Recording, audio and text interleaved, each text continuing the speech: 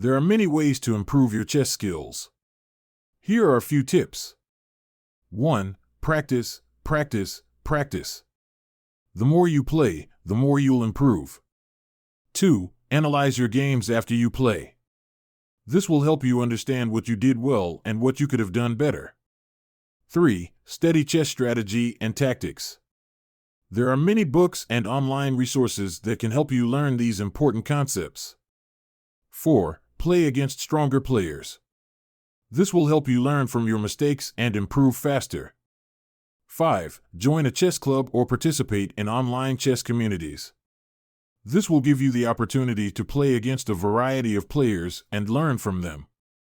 6. Learn from grandmasters.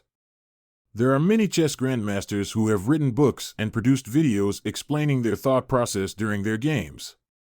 Learning from the best can be a great way to improve your own skills. 7. Use chess software and databases to analyze your games and study openings. This can help you find weaknesses in your play and learn from them. Remember that becoming a strong chess player takes time and dedication. Don't get discouraged if you don't see immediate improvement. Just keep practicing and learning, and you'll get better over time.